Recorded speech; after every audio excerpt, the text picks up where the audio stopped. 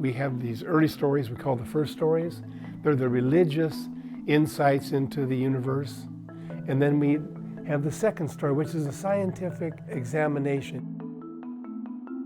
In a certain sense, the scientific vision is pitched against the religious vision.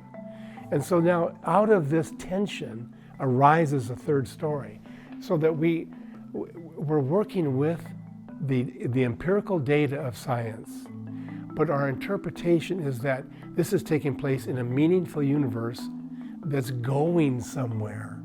The third story would be something like, something that the parent would say to their children when explaining life.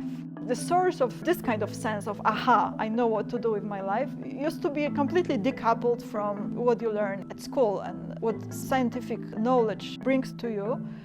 So the third story would be like using all the facts, all the empirical understanding of like what is really going on, and be able to inspire. So the third story to me does get back to the idea of action, that we have some efficacy in what we do, that we have the ability to impact ourselves, our own lives, but we have the responsibility to impact positively the lives of others.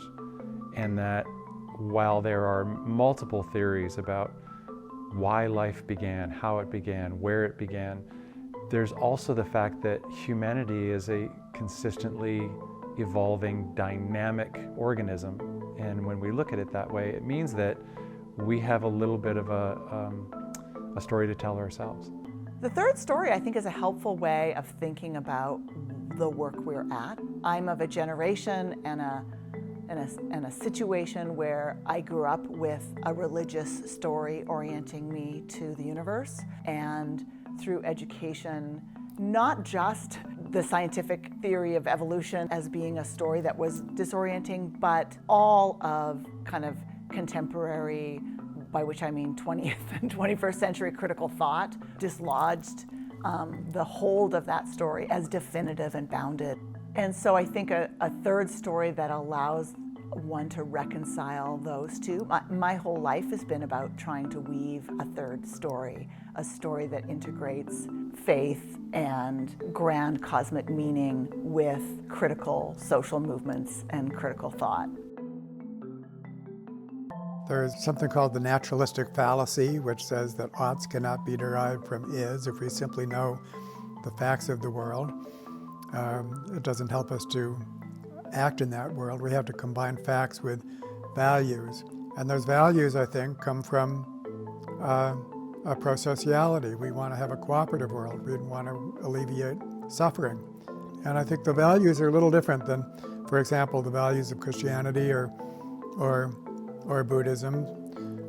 So the values are much the same: a world that works for all, peace on earth, goodwill to all humans. But in this case, our means for doing that is science-based, as opposed to based on a religious cosmology. The third story is a very nice way of putting the fact that you don't want to go back to the old religious myths. You do want to incorporate a scientific story, but you need to go beyond the scientific story. Because the scientific story has been used too often for people to say life is meaningless. So the third story then is, let's use everything we have learned from science, but now try again to make a story of it with a sense of meaning, with a directionality. And indeed, if you look at what science tells us, we see that evolution has been producing ever more complex systems. And these systems were not only growing in complexity, they were growing in agency, autonomy, life, intelligence, consciousness. And the further evolution gets, the more conscious, you might say, it becomes of itself. And that is a directionality which is unlike the old scientific story, the mechanical worldview, where things are just mechanisms that are just programmed to move in a certain way, and there is no creation, there is no directionality, there is no end point, there is no goal. There are several different stories, one of which is a religious presentation of origins and destination and the world and purpose, And that is one that has served people very well because it embodies deep truths in how to live. And that's become embedded in metaphors and stories about how to live and has to be captured in very, very simple ways, which are many of the aspects of the first story. The second story, though, has lost all that sense of purpose and how to live and what to do with a very inhuman view of the world and how it works. And the third story is how to somehow to take that scientific view, which is clearly right in the sense that it's created all sorts of things around us that seem magical and seem almost godlike. And it is imbuing that with the sense of purpose and meaning and the human qualities that are so important for us in living a life that's satisfying and good and rich. The idea in this first perspective is that, in a sense, the world is all guided by some, you might say, cosmic mind. It was an easy way to envision the world at large on the metaphor of the world we're familiar with. That is, minds are creating things. The scientific world began to tell us, no, let's forget about purpose and meaning and recognize that the things we can actually measure in the world are the movements of particles, the energy, and so on and so forth. So we get, in the Enlightenment, we get another move. It's a move away from a world that is motivated by mind, by value, by meaning, to a world that is mechanical.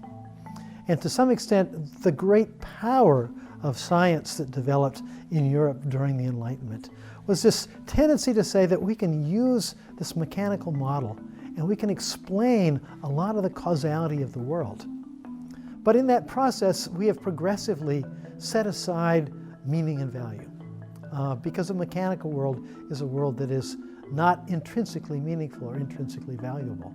My own view is that when we look at life, life itself, even the simplest life, is normative. And by that I mean every simple living thing has values. Even microorganisms, there are good environments and bad environments for them. There's not good environments and bad environments for chemistry, but there is for organisms. Value has been with life from the beginning. Meaning, that is, understanding the relevance of things and how things fit with your internal dynamics, has really been a part of life from its beginnings. We have just amplified that and turned it into something much more complex. Somehow, new kinds of properties can emerge in the world, and evolution has told us how that works. We're in the process of that continuing. We're the beginning of, and maybe in the middle of, a new kind of transition of this sort, in which new kinds of meaning and new kinds of value are emerging for the first time. As a result, it's unsettling, it's disturbing, it will probably have cataclysms associated with it, but it is a process that I think is typical of the evolutionary process.